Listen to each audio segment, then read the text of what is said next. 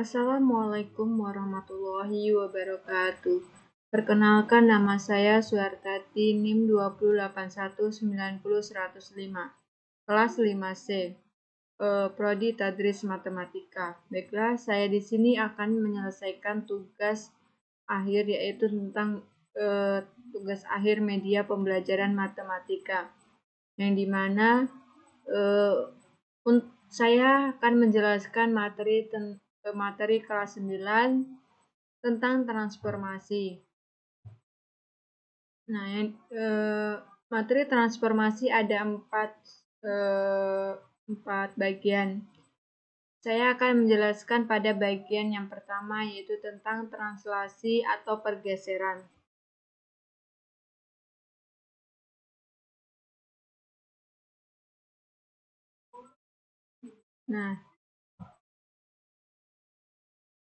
Nah, yang pertama kita akan menjelaskan terlebih dahulu pada pengertian translasi atau transiasi.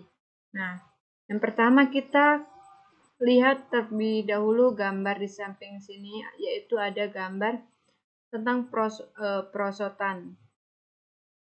Gambar prosotan yang dimana ada anak yang sedang bermain prosotan. Nah, gambarlah di samping menunjukkan seorang anak sedang bermain prosotan. Panjang landasan prosotan tersebut 4 cm. 4 cm ini landasannya nih. Panjang dari atau jarak prosotan. Ia meluncur mulai dari bagian atas prosotan sampai ke bawah. Prosotan atas sampai ke bawah dinamakan dengan kemiringan atau arah mengikuti permukaan landasan prosotan. Dari situasi tersebut dapat kalian menentukan jauhnya jarak pergeseran yang ditempuh oleh anak dari atas prosotan sampai ke bawah. Kemudian bagaimana arah pergeseran masing-masing anggota tubuh anak tersebut selama berseluncur. Nah, selanjutnya yaitu pengertian transiasi pada gambar berikutnya. Yang pertama kita lihat gambar segi 4 nih. Segi 4 A, B, C, D dan segi 4 A aksen, B aksen, D aksen, C aksen, D aksen. Nah, di sini ada terdapat garis putus-putus, yaitu garis putus-putus ini untuk menyambungkan titik ujung titik A dan B, C, D. Nah, kemudian pada garis-garis putus-putus ini dinamakan dengan pegi atau garis pegi. Nah, pada translasi tersebut diperoleh hubungan-hubungan berikut. Yang pertama, AB menuju A aksen, B aksen dibaca AB menempati A aksen, B aksen, maka AB sama dengan A aksen, B aksen, dan AB kongruen dengan A aksen dan B aksen. Selanjutnya, AD menuju A aksen D, maka AD adalah A aksen, D aksen, dan AD kongruen dengan A aksen, D aksen. Selanjutnya yaitu segitiga segi 4 ABCD. Nah, segi 4 ABCD ini yaitu segi 4 A aksen, B aksen, C aksen, D, maka segi 4 ABCD kongruen atau sama dan sebangun dengan segi 4 A aksen, B aksen, C aksen, D. Nah, selanjutnya yaitu translasi atau pergeseran. Pergeseran adalah suatu perpindahan semua titik pada suatu bondang datar dengan jarak besar dan arah yang sama. Suatu translasi dapat diwakili oleh sebuah ruas garis berarah. Nah, suatu perpindahan berarti titik A tadi ke A aksen adalah suatu perpindahan titik. Selanjutnya, kita masuk pada contoh soal. Nah, gambarlah garis panjang persegi panjang EFGH dan bayangannya pada translasi atau pergeseran. Yang pertama kita cari bagaimana hubungan sisi GF dan bayangannya. Yang kedua, bagaimana hubungan bangunan EFGH dan bayangannya. Yang pertama kita buat terlebih dahulu gambar atau segi bangunan persegi panjang EFGH, kemudian kita sambungkan titik-titik putus ini menuju EFGH untuk aksen, yang aksen. Kemudian bayangan dari adalah panjang bangunan dan bayangannya, yaitu bangunan kongruen atau sama dengan sebangun. Maka bangunan EFGH ini adalah sebangun dengan E aksen, F aksen, G aksen, dan H aksen.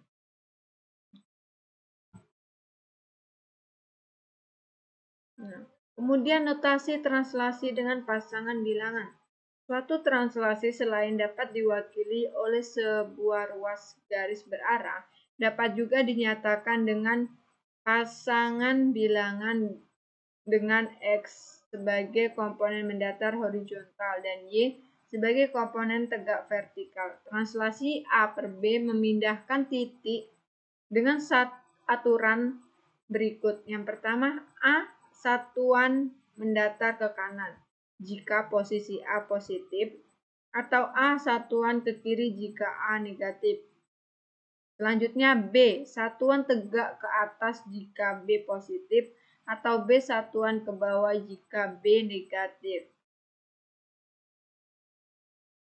Kemudian koordinat bayangan. Kita terlebih dahulu lihat garis atau sumbu X dan sumbu Y.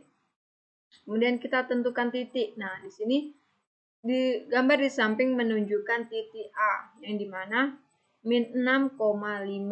Nah, kita tentukan titik A-nya terlebih dahulu, yaitu min A di sumbu X dan 5 di sumbu Y. Kemudian digeser 10 satuan ke kanan. Nah, kita hitung satuannya nyampe 10. Nah, di titik sini. Kemudian geser lagi 8 ke bawah. Kita hitung lagi ke bawah 8 satuan sampai ke titik A aksen dalam kurung X aksen Y aksen. Untuk mempermudah pemahaman situasi tersebut dapat dinyatakan dengan cara berikut.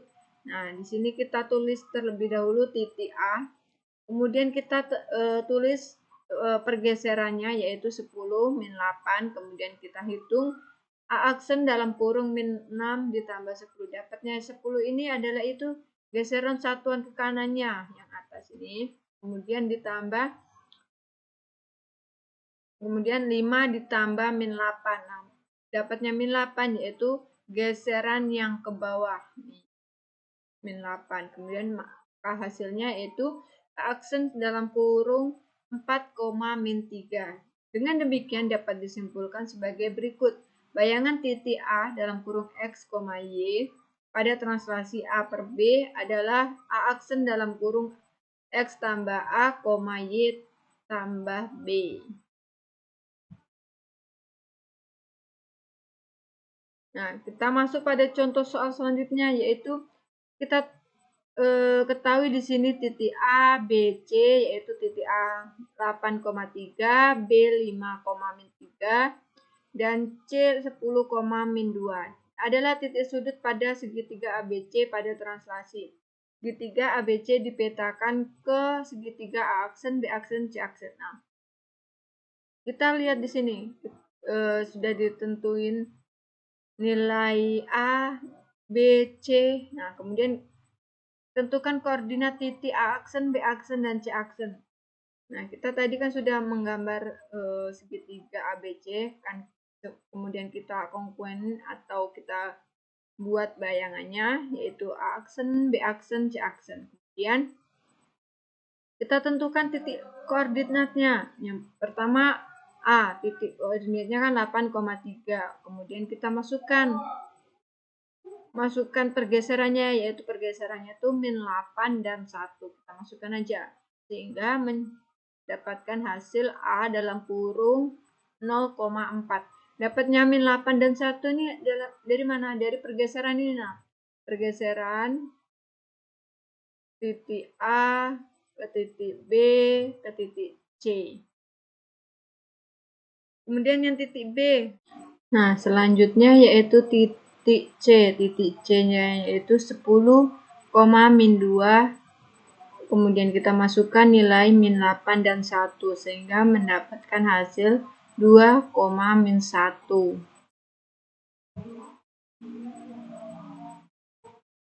Selanjutnya yaitu 2 translasi berurutan, yang dimana kita terlihat terlebih dahulu gambar segitiga siku-siku ABCD. Kita artikan yaitu hubungan komponen dan terhadap komponen dapat dinyatakan dengan cara berikut, yaitu cara mewakili. Dengan demikian disimpulkan untuk 2 translasi berurutan A per B dan C per D berlaku A per B ditambah C per D sama dengan A tambah C per B tambah D. Nah, mungkin hanya itu untuk penyampaian materi kelas 9 dari saya. Dengan menggunakan aplikasi Zoom, mungkin hanya itu. Saya akhiri. Wassalamualaikum warahmatullahi wabarakatuh.